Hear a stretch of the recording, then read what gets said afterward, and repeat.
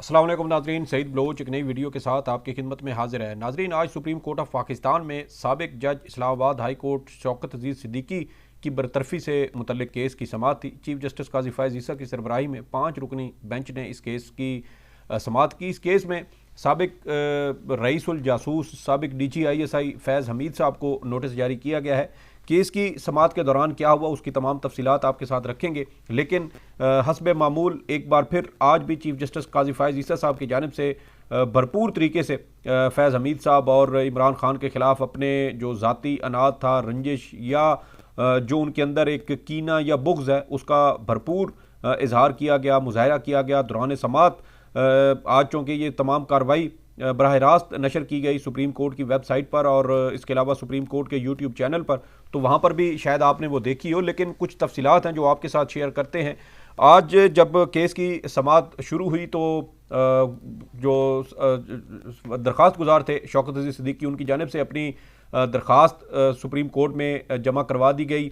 हैरान कुन तौर पर गुज़श्ता रोज़ उनकी जानिब से 5 अफराद के नाम सामने आए थे, जिसमें साबिक army chief general retired Qamar Javed Bajwa, साबिक DGISI फैज़ हमीद भी शामिल थे। इसके अलावा 3 ब्रिगेडियर हजरात थे, उनके भी जो है वो नाम उसमें शामिल थे और कहा गया था कि ये दरख्वास्त सुप्रीम कोर्ट में दायर कर दी गई है। लेकिन ये दरख्वास्त आज कमरा अदालत में जब पेश की गई और अदालत को बताया गया कि कुछ लोगों के नाम जो हैं वो सामने आए हैं, तो दौरान समाअत चीफ जस्टिस काजी फ़ायज़ ईसा साहब की जानिब से कुछ अहम ऑब्जर्वेशंस दी गई। पूरे केस की समाअत के दौरान चीफ जस्टिस काजी फ़ायज़ ईसा साहब आज भी भरपूर तरीके से ये कोशिश करते रहे कि किसी तरीके से इमरान खान साहब का नाम जो है वो शौकत अजीज़ सिद्दीकी के वकील हामिद खान से वो उगलवाएं, क्योंकि हामिद खान साहब भी पाकिस्तान तहरीक इंसाफ से ताल्लुक़ रखते हैं, इमरान खान के करीबी साथी हैं। और शायद चीफ जस्टिस काजी फ़ायज़ ईसा साहब जो इमरान खान से कोई ज़ाती रंजिश या अनाद रखते हैं, क्योंकि वो समझते हैं कि इमरान खान ही वो वज़ीर आज़म थे जिन्होंने उनके खिलाफ सदारती रेफरेंस सुप्रीम जुडिशल काउंसिल को भिजवाया था। तो इस वजह से वो रंजिश, वो अनाद, वो शायद जो कीना था उनका, वो आज भी उनका बरकरार है, वो ख़त्म नहीं हुआ। और आज भी केस की समाअत के दौरान चीफ जस्टिस काजी फ़ायज़ ईसा साहब ने जिस तरह के लबो लहजे का इस्तेमाल किया, जिस तरह अल्फाज का इस्तेमाल किया गया, जिस तरीके से उन्होंने इमरान खान के गिर्द घेरा तंग करने की, उनको फांसने की कोशिश की, और जिस तरीके से चीफ जस्टिस काजी फ़ायज़ ईसा साहब की जानिब से हामिद खान जो शौकत अजीज़ सिद्दीकी के वकील थे, उनको बार बार उन पर यह दबाव डाला गया कि वो किसी तरह से इमरान खान का नाम लें।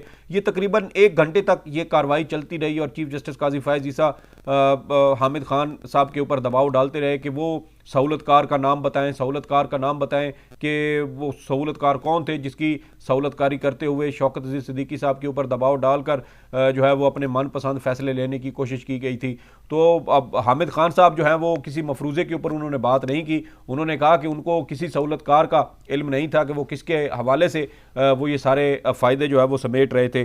चीफ जस्टिस साहब के कुछ अहम ऐसे रिमार्क्स वो मैं आपके साथ शेयर करता हूं और उससे आपको अंदाज़ा हो जाएगा कि चीफ जस्टिस साहब कैसे जो है वो एक बार फिर अपना जो बुक्स था वो पूरा कर रहे थे। और आप देखें कि साबिक जो DGISI हैं फैज़ हमीद साहब, इनके मुतल्लिक चीफ जस्टिस काजी फ़ायज़ ईसा साहब का शायद ये तीसरा या चौथा केस है, और ये मुसलसल ऐसे चुन चुन कर ऐसे मुकदमात समाअत के लिए मुकर्रर कर रहे हैं जिससे किसी तरह से नून लीग को सियासी बयानियाँ फ्राहम करने की कोई सहूलतकारी हो सके, या फैज़ हमीद साहब को कहीं से पकड़ा जा सके, या वहाँ से कोई इमरान खान साहब का कोई लिंक ऐसा बनता हो और इमरान खान साहब के साथ कोई लिंक जोड़कर तो उनके खिलाफ कोई बयानियाँ जो है वो तश्कील देने की कोई कोशिश की जाए या कोई सहूलतकारी की जाए। मुसलसल ऐसे मुकदमात लगाए गए। बहरिया टाउन केस लगाया गया, वहाँ से 190 मिलियन पाउंड का मामला निकाला गया। फिर फैज़ाबाद धरना केस निकाला गया, उससे फैज़ हमीद साहब का जो है वो राब्ता जोड़ने की कोशिश की गई। उसके बाद आप देखें कि जो टॉप सिटी हाउसिंग सोसाइटी वाला के दरख्वास्त आई जो इंसानी हकूक़ सेल है वहाँ, और वहाँ से उस दरख्वास्त को समाअत के लिए अचानक मुकर्रर किया और 5 दिन के बाद उसके ऊपर समाअत की और एक बार फिर फैज़ हमीद साहब को के ख़िलाफ़ कार्रवाई के लिए वजारत दाखिला की तरफ रुजू करने का हुक्म दिया। और उसके बाद आप देखें कि अब ये केस है और शौकत अजीज़ सिद्दीकी केस में भी एक बार फिर कॉमन फैक्टर जो है वो फैज़ हमीद साहब आए हैं। और अब देखें कि बाकायदा सुप्रीम कोर्ट की जानिब से साबिक DGISI फैज़ हमीद साहब को नोटिस जारी कर दिया गया है। इसके अलावा साबिक registrar supreme court Arbab Mohammad Arif को भी शो का वो सुप्रीम कोर्ट ने नोटिस जारी किया है। इसके अलावा एक ब्रिगेडियर हैं, उनका नाम है फैसल मरवत, साबिक साबिक ब्रिगेडियर इरफान रामे उनका नाम है, उनको भी आज उन्होंने नोटिस जारी किया। तो जो रिमार्क्स हैं चीफ जस्टिस साहब के वो आपके साथ शेयर करता हूँ, उससे आपको अंदाज़ा होगा कि चीफ जस्टिस साहब आज कैसे माइंड सेट के साथ कमरा अदालत में बैठे थे। असूली तौर पर तो उन्हें अब ये केस सुनना ही नहीं चाहिए था, क्योंकि जिस तरह का वो माइंड एक्सपोज कर चुके हैं उसके बाद वो खुद मतनाज़ा हो चुके हैं, और फैज़ हमीद साहब के खिलाफ या इमरान खान के खिलाफ कोई भी ऐसा मुकदमा सुनने से उनकी अपनी साख मुतासर हो रही है। लेकिन शायद उनको अपनी साख मुतासर होने का उसकी कोई फिक्र नहीं है कि अगर उनकी साख को नुकसान पहुंच रहा है तो इट्स ओके, इसलिए शायद वो बार बार इन मुकदमात को समाअत के लिए मुकर्रर करके इनको खुद ही सुन रहे हैं। और शायद इन्हीं वजूहात की वजह से जो साबिक उनके जो इस्लामाबाद हाई कोर्ट के साबिक चीफ जस्टिस हैं और इस वक्त सुप्रीम कोर्ट के जज हैं जस्टिस अतर मिनल्ला, वो भी शायद इसी वजह से उनसे दूरी इख्तियार करने लगे हैं, क्योंकि वो इनको हमने मुतअद्दिद मुकदमात में देखा कि जस्टिस अतर मिनल्ला ने मुतअद्दिद मकामात पर चीफ जस्टिस काजी फ़ाइज़ ईसा साहब को संभाला, और ये बार बार पटड़ी से उतर जाते थे और वो इनको संभालते थे। और अब देखें कि शायद उनकी भी हिम्मत जवाब दे गई है, इस वजह से अब वो अहम मुकदमात में इनके साथ नहीं बैठते। आज दौरान समाअत चीफ जस्टिस ने जो दरख्वास्त गुजार के वकील थे हामिद खान, उनको मुखातिब करते हुए कहा कि आपने जिन लोगों के नाम लिए हैं ये तो सहूलतकार हैं, आपने सहूलतकारों को तो फरीक बना दिया, असल बेनिफिशरी तो कोई और है। आपने असल बेनिफिशरी का तो जिक्र ही नहीं किया। आपने लोगों की पीठ पीछे इल्ज़ामात लगाए। जिन जनरल पर आप इल्ज़ामात लगा रहे हैं वो तो किसी और की सहूलतकारी कर रहे थे, फ़ायदा तो किसी और को पहुंचाया गया। उन्होंने मजीद कहा कि आप कहना चाह रहे हैं कि अदालतों पर दबाव डालकर किसी को नहल रख कर किसी दूसरे को फ़ायदा पहुंचाना था। मतलब आप देखें कि वो खुद ही शेरलॉक होम्स बनने की कोशिश कर रहे थे। एक सादा सी बात उनके सामने की गई, उसके अंदर से वो खुद ही मुख्तलिफ मतालिब निकालते गए, मुख्तलिफ मैनी निकालते गए, उसके ऊपर मुख्तलिफ ऑब्जर्वेशंस देते गए। वो अपने आप को शायद ये एक्सपोज कर रहे थे, वो शायद ज़हीन बनने के चक्कर में उन्होंने खुद को इतना ज़्यादा एक्सपोज कर दिया कि उससे वाज़े तौर पर पता चल रहा था कि शायद चीफ जस्टिस साहब जो है वो इमरान खान को किसी भी तरह से इस केस में पकड़ने की कोशिश कर रहे हैं। चीफ जस्टिस साहब ने मजीद कहा कि आपके इल्ज़ामात से लग रहा है कि असल मकसद किसी और को वज़ीर आज़म की कुर्सी पर बिठाना था। अब आप अंदाज़ा लगाएं कि एक सादा सी बात उन्होंने की कि फैज़ हमीद साहब के ऊपर उन्होंने इल्ज़ाम लगाया कि वो अपनी पसंद का कोई फ़ैसला लेना चाहते थे, और उससे इमरान खान साहब की जो है वो वज़ीर आज़म बनने का मामला भी उसी के अंदर घसीट लिया।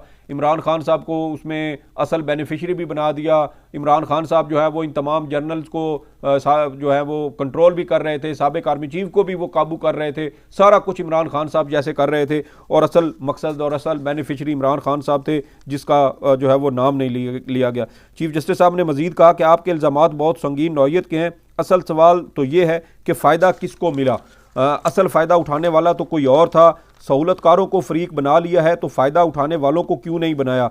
फ़ायदा किसने लिया? ऐसी कोई बात तकरीर में नहीं थी। ये हामिद खान साहब ने कहा जब बार बार वो जोर दे रहे थे, मजबूर कर रहे थे कि किसी तरह से वो नाम लें, लेकिन हामिद खान साहब जो हैं उन्होंने कोई गलत बात नहीं की, उन्होंने किसी के ऊपर इल्ज़ाम नहीं लगाया, उन्होंने इमरान खान साहब पर भी इल्ज़ाम नहीं लगाया। और उन्होंने कहा कि जो तकरीर की थी शौकत अजीज़ सिद्दीकी साहब ने, उस तकरीर में था कि फ़ायदा किसने लिया। उन्होंने ऐसी कोई बात अपनी तकरीर में नहीं की। उन्होंने जो इल्ज़ामात लगाए वो बड़े वाज़ेह हैं। गुज़श्ता रोज़ उन्होंने वो तकरीर का मतन भी पढ़ा था, जिस पर चीफ जस्टिस ने कहा कि आर्टिकल 184(3) के तहत दरख्वास्त में अदालत का इख्तियार शुरू हो चुका है।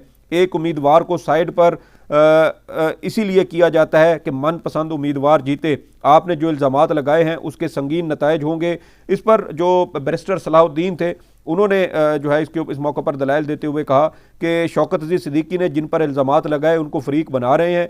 शौकत सिद्दीकी ने इमरान खान समेत किसी को फ़ायदा देने की बात नहीं की। अब देखें कि जो बैरिस्टर सलाहुद्दीन थे उन्होंने भी चीफ जस्टिस की इस बात को जो है वो उसकी नफ़ी की और उसके ख़िलाफ़ ये कहा कि ऐसी फ़ायदा देने वाली तो कोई बात ही नहीं की, कोई इल्ज़ाम ही नहीं लगाया। आप जो है वो उस तरह जो बात कर रहे हैं। इसके अलावा सलाहुद्दीन साहब ने मजीद कहा कि मफरूज़े पर हम किसी को फ़ायदा पहुँचाने के लिए किसी का नाम नहीं ले सकते। बार बार जो चीफ जस्टिस साहब दबाव डाल रहे थे तो उसके बाद जो वकला थे शायद उनकी भी हिम्मत जवाब दे गई थी, इसलिए उन्होंने कहा कि हम किसी का मफरूज़े की बुनियाद पर जो है वो नाम नहीं ले सकते।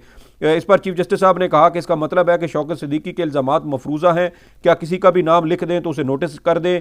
क्या आप हमारे कंधे इस्तेमाल करना चाह रहे हैं? चीफ जस्टिस ने मजीद कहा कि नोटिस जारी करके बिला वजह किसी को तंग भी नहीं करना चाह रहे। क्या किसी सियासी जमात को निकालने के लिए ये सब हुआ? अब आप अंदाज़ा लगाएं कि वो खुद ही जो है वो पहले इतनी ऑब्जर्वेशंस देते रहे और बाद में कहते रहे जी ये तो मफरूज़े हैं, तो हम तो किसी को नोटिस नहीं कर सकते, तो मफरूज़े की बुनियाद पर किसी के पर इल्ज़ाम नहीं लगा सकते। तो जब मफरूज़े की बुनियाद पर आप किसी को इल्ज़ाम नहीं दे सकते, किसी को नोटिस नहीं कर सकते, तो फिर आप मफरूज़े की बुनियाद पर ये क्यों कह रहे थे कि ये फ़ायदा किसको पहुँचाया गया और असल बेनिफिशरी इसका कौन था।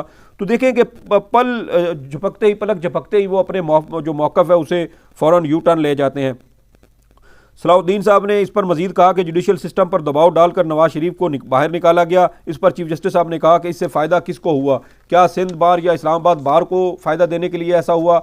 अगर शौकत सिद्दीकी की पटिशन के लिए सिंध बार आई है तो ये 184 का केस, यानी कि वो सिद्दीकी साहब की जो पेंशन का मामला था फिर उन्होंने उसको उठा लिया।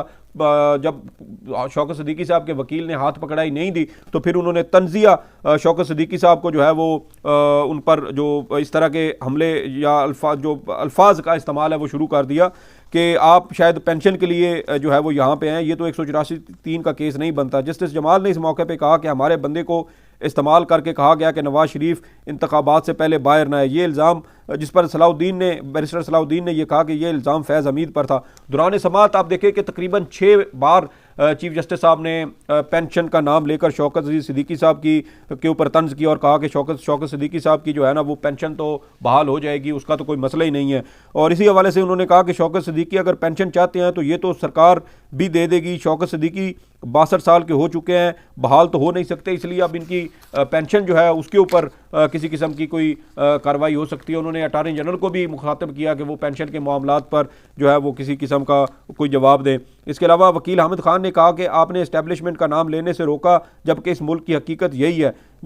उस पर जो है वो अचानक चीफ जस्टिस साहब की जानिब से यू टर्न लिया गया और फिर साबिक army chief general retired Qamar Javed Bajwa के नाम से उन्होंने यू टर्न लेते हुए कहा कि शौकत सिद्दीकी के नाम कि शौकत सिद्दीकी ने फैज़ हमीद साहब का नाम लिया है। उन्होंने जनरल बाजवा का नाम तो नहीं लिया, जनरल बाजवा का नाम तो सुनी सुनाई बात है।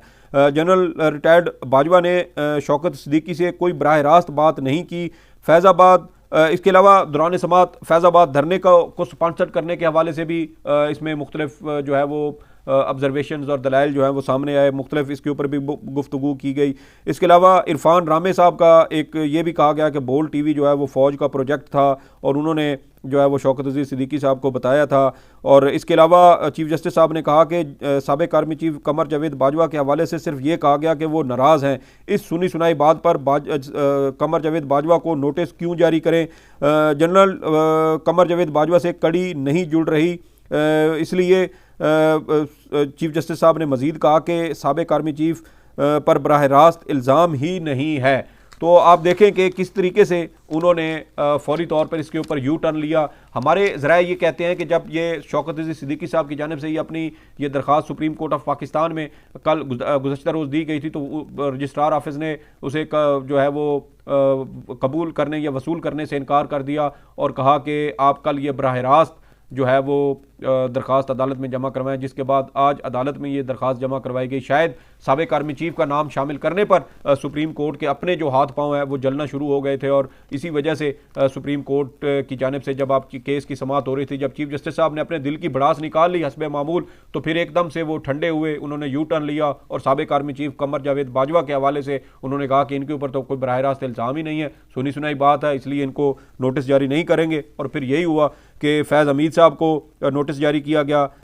इसके अलावा इरफान रामे साहब को नोटिस जारी किया गया है। इसके अलावा जो तीसरे फ़र्द हैं वो है अरबाब मोहम्मद आरिफ, जो साबिक रजिस्ट्रार हैं सुप्रीम कोर्ट, उनको नोटिस जारी किया गया है। इसके अलावा साबिक army chief general retired Qamar Javed Bajwa और ब्रिगेडियर रिटायर्ड फैसल मरवत को नोटिस जारी नहीं किया गया। तो ये आप देखें कि इसके अलावा ताहिर वफ़ाई, ब्रिगेडियर रिटायर्ड ताहिर वफ़ाई है, उनको भी जो है वो नोटिस जारी किया गया। तो ये कुछ तफसीलात थी। चीफ जस्टिस पाकिस्तान हस्बे मामूल एक बार फिर कमर जो साबिक DGISI हैं फैज़ हमीद साहब, उनको टारगेट करते रहे, उनको जो है वो काबू करने की कोशिश की। जब उनको हाथ पकड़ाई नहीं हुई तो फिर आप देखें कि वो इमरान खान की कोशिश करते रहे कि किसी तरह इमरान खान की तरफ कोई नुक्ता चला जाए और इमरान खान से कोई चीज़ जुड़ जाए ताकि इमरान खान को नोटिस जारी करें और उस तरह पाकिस्तान मुस्लिम लीग नून को जो बयानिया फ्राहम करने करने की सहूलतकारी है वो भरपूर तरीके से जारी है, लेकिन शायद अभी तक चीफ जस्टिस साहब की किस्मत में ऐसा कोई कामयाबी नहीं आई, और शायद मुझे तो यही लगता है कि आगे भी उनकी किस्मत में ऐसी कोई कामयाबी नहीं आनी कि वो फैज़ हमीद साहब को पकड़ें या साबिक आर्मी चीफ साहब को पकड़े, क्योंकि फैज़ाबाद धरना का इल्ज़ाम उनके ऊपर लगाया गया तो साबिक आर्मी जो वज़ीर आज़म है शाहिद खाकान अब्बासी, साबिक वज़ीर दाखिला एहसन इकबाल साहब कह चुके हैं कि उनके पास कोई शवाहिद नहीं है कि फैज़ाबाद धरना जो 2017 में दिया गया था उसके पीछे ISI या उसके कुछ अफसरान थे। तो ये अब तक की तफसीलात थी। इस हवाले से आपकी कुछ और हो तो फीडबैक ज़रूर दीजिएगा। सईद बलोच को इजाज़त दें। अल्लाह हाफिज़।